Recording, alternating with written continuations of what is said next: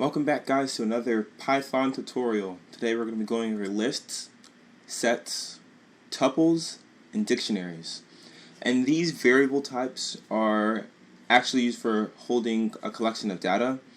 And you'll see more on the different data types they can hold as we go into this video. But before we start, I was recently made aware of a new code editor that is perfect for our Python coding environment, and I really recommend you should use it. You could still use Visual Studio Code or any other code editor, but I really enjoy using this one. So in order to get to that, all you'd have to do is search up PyCharm by JetBrains. Just hit download PyCharm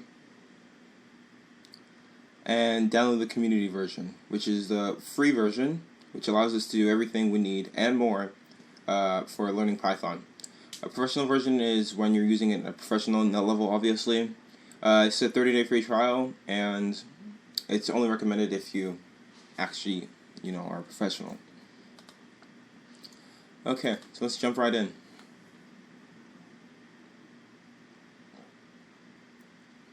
After you set up your PyCharm environment and everything, you're going to see this at the very start. So we're just going to create a new project. For our new project, we're actually going to save it under our Python, whatever previous Python folder we were using. For me, that'd be Python 101, and that's where we're going to hold all our files for when we're learning new stuff. I'll go over in this future video as to what exactly this all means, but for now just hit inherit global site packages and you'll be good. We're going to create.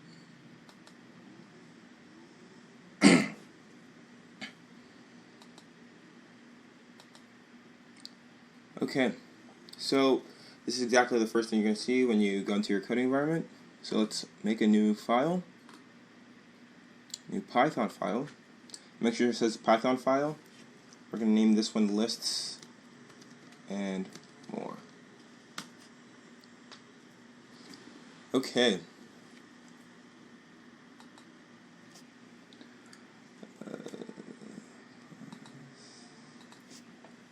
Now, when you start, you should see and open this Python 101 or Python folder. You should just see these two files if you're following along. Okay, so let's get started. As I said previously, lists, sets, tuples, and dictionaries are just different variables that can hold more than one variable type and hold them in a collection. So they are all used for different purposes. They all have different purposes, and they're all unique in their each individual own way. So I'm just going to show you how to call each one of these, or make a new one of these variables. So if you wanted to make a list, you would use brackets, and you can store any amount of variables you want. Put integers, put floats.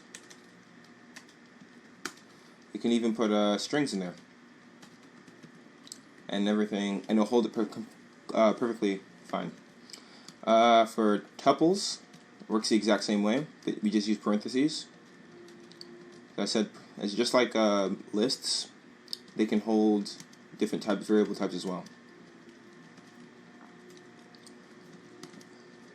Sets are exactly like the previous two, except with curly brackets.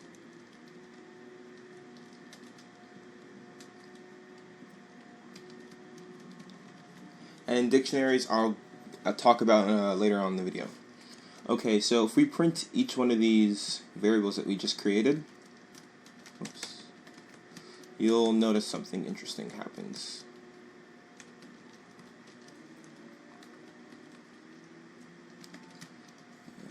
New sets. Okay, and actually I'm going to make a slight change to our sets variable just so I can show you something. Can make another variable, add another digit to it, add 4. So I'll change to all of them, just so you can see. Okay. Right. Okay, we're gonna open up a terminal and we're gonna run the program, the file, and you'll see something interesting happen. Now, in the new sets variable, we have two integers with two 4s inside our new sets variable. But when we print it out, only one 4 comes out. But in the other variables in the list and tuple variable, the 4s were there. In sets they actually differ from tuples and lists in the fact that first they are unordered, and secondly they only hold unique values. So in this example, you didn't really get to see it unordered, but as you did see, only one of those 4s actually made it to the output. So I'm actually gonna try something different. I'm gonna change the values of this. I'm not exactly sure why it didn't come out unordered. Let's see if it'll work then. It did work. So as you can see, the values were actually not in the same order as we placed them in the new sets, while in list and tuples they were. So that's actually the biggest difference between sets and list and tuples. Now, between list and tuples, the biggest difference is between those two is the functions they have inside of them. So essentially, if you want to add another value to the list variable, you would do list.append, and you just put in whatever value you want. So we'll say 5. And if we print out new list again, if I can actually type it out, find that, where is it? Okay, yeah, you can see 5 was actually added to the list, and it added to the end of the list. Now, if we wanted to, so let me just move this up here, just so you can see the change. Okay, there's the difference. Actually, you can't add values to tuples, because tuples are what we call immutable, meaning that they can't be changed, and they're not necessarily supposed to be changed. Lists and sets are immutable, and they can be changed, while lists hold the exact order. They can be changed. Tuples hold the exact order, but cannot be changed, while sets finally don't hold the order and can be changed. So now you know how to do that. We can also take away a value from the list. We just use the remove function, and we just type in the value we want to remove. As you can see, it removed the value of 2 from the list variable. We can also iterate is what we call in. We can also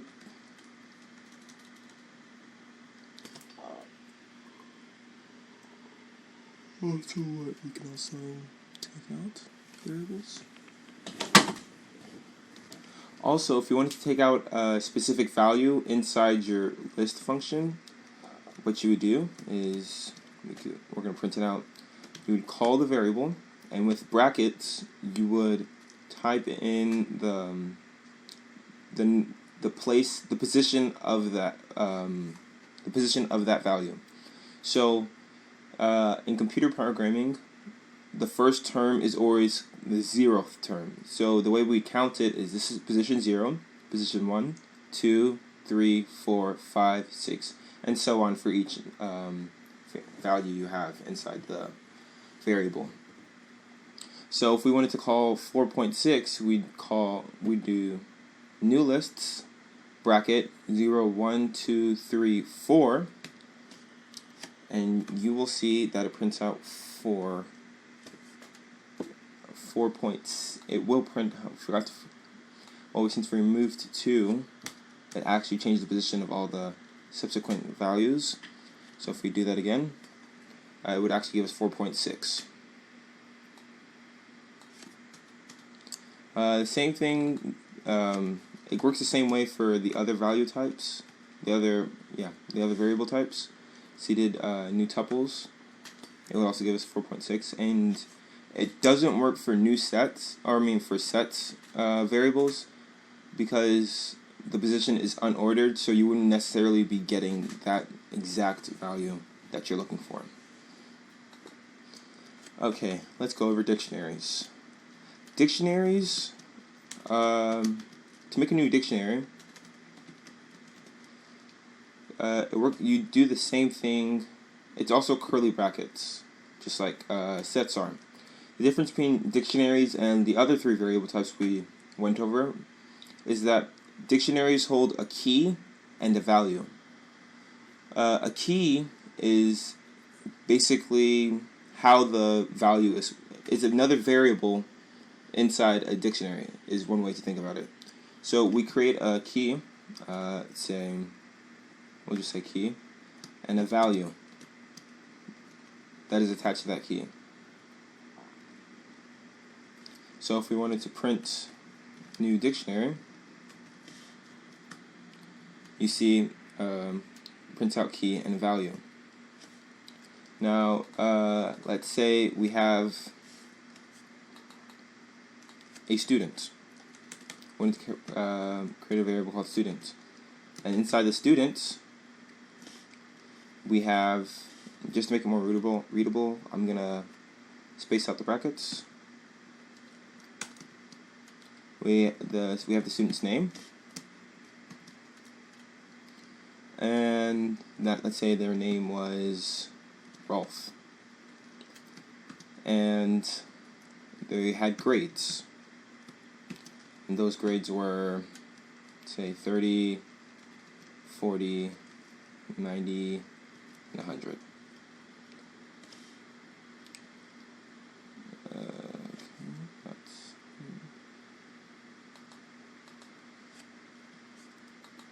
Just like in the other variable types, commas are used to separate what's it called, values.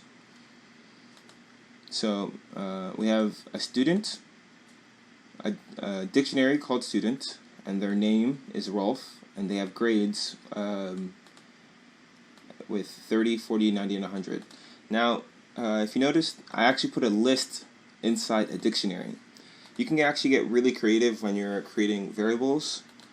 For example, if I wanted to create a bunch of students, have them organized and have them in specific order, I could create student list is the name of the variable.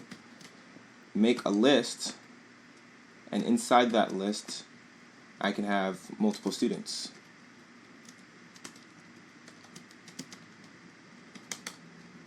I can actually type it out.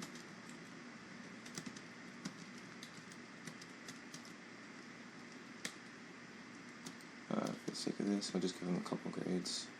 20, 30, 40, 50, comma. And put comma after the dictionary. Make another dictionary. Oops.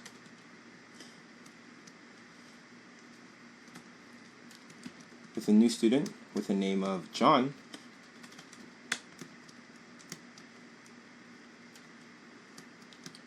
And grades would be 40, 50, 100.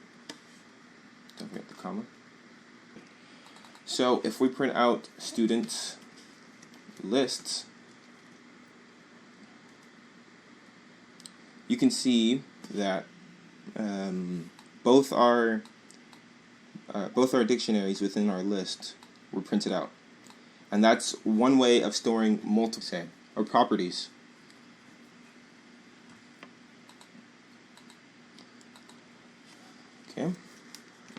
Now, if you wanted to add another key and value, or set, or I'll just call them key and value because set is a variable type. If you wanted to add another key and value to a dictionary, what you would do is that you would call first you name the dictionary you're adding to, add brackets to it, then name the key that you wanted to add. So just add key, and set it equal to a value. So in this case, it'll just be value. So now if we print out, when we print out students,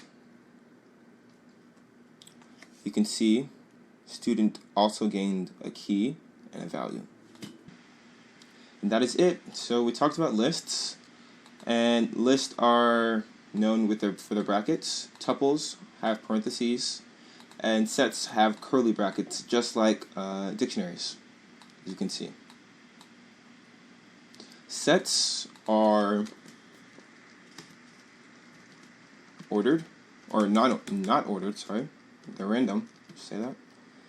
And mutable, which essentially just means they can be changed. So you can add a value to it, or you can take away a value from it.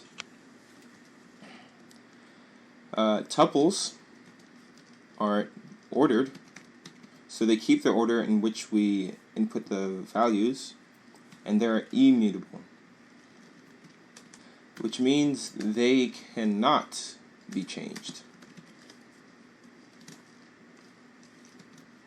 And finally, lists are ordered and are mutable. So they're ordered and they can be changed.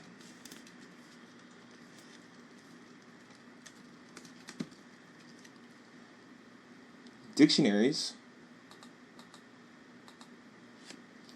are, let me say, new dict, new variable called new dict.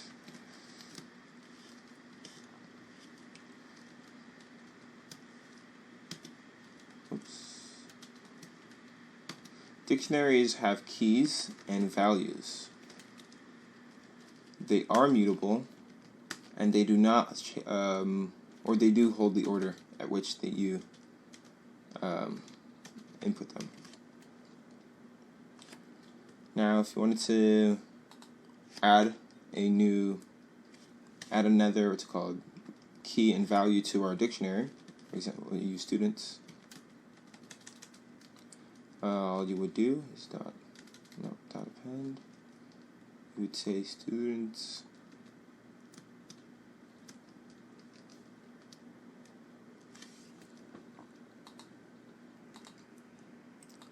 now if you wanted to add another